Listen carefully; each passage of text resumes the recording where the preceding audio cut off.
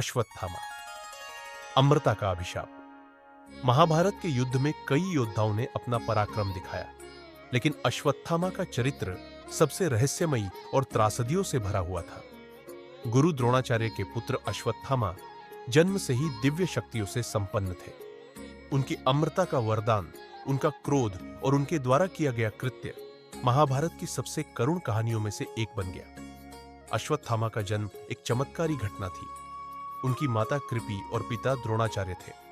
कहा जाता है कि वे शिव के अंश थे और उनके माथे पर एक मणि थी जो उन्हें अजेय बनाती थी। बचपन से ही वे धनुर्विद्या में निपुण थे और पांडवों तथा कौरवों के साथ उन्होंने शिक्षा प्राप्त की थी। विशेष रूप से वे अर्जुन के साथ प्रतिस्पर्धा करते थे। जब महाभारत का युद्ध छिड़ा तो अश्वत्थामा ने कौरवों का साथ दिया, क्योंकि उनके पिता गुरु द्रोणाचार्य हस्तिनापुर के राजगुरु थे। युद्ध के दौरान उन्होंने कई वीरतापूर्ण कार्य किए, लेकिन युद्ध के 15वें दिन एक भयानक घटना घटी। श्री कृष्ण ने युद्ध को समाप्त करने के लिए एक योजना बनाई।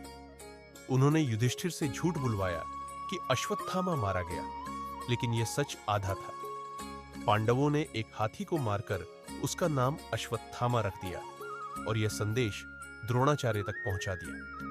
अपने पुत्र की मृत्यु की खबर सुनकर द्रोणाचार्य ने शस्त्र त्याग दिए और द्रुपद पुत्र धृष्टद्युम्न ने उनका वध कर दिया। जब अश्वत्थामा को यह पता चला कि उनके पिता को छल से मारा गया, तो वे क्रोध से अर्जुन ने ब्रह्मास्त्र को लौटा लिया, लेकिन अश्वत्थामा इसे वापस नहीं ले सके। इसलिए उन्होंने इसे उत्तरा के गर्भ में पल रहे अभिमन्यु के पुत्र पर छोड़ दिया, जिससे वह नष्ट हो जाता। इस अमानवीय कार्य के कारण श्री कृष्ण ने अश्वत्थामा को श्राप दिया कि वह हजारों वर्षों तक धरती पर बिना मुक्ति के भटकता रहेगा। उन्होंने उसकी मणि छीन ली, जिससे वह कष्टमय जीवन जीने को विवश हो गया।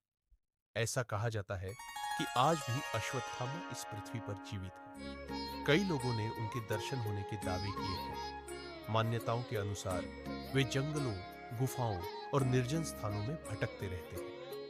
उपसंहार अश्वत्थामा का जीवन एक महान योद्धा से एक शापित अमर पुरुष की यात्रा का प्रतीक है। उनका चरित्र हमें यह सिखाता है कि क्रोध और प्रतिशोध की आग में जलकर कोई भी व्यक्ति अपने विनाश को आमंत्रित कर सकता है। उनके द्वारा किया गया कार्य केवल उनके लिए ही नहीं, बल्कि पूरे इतिहास के लिए एक दुखद कहानी बन गया। यह कथा हमें यह सीख देती है कि शक्ति का सही उपयोग और संयम अत्यंत आवश्यक है, अन्यथा परिणाम विनाशकारी हो सकते हैं।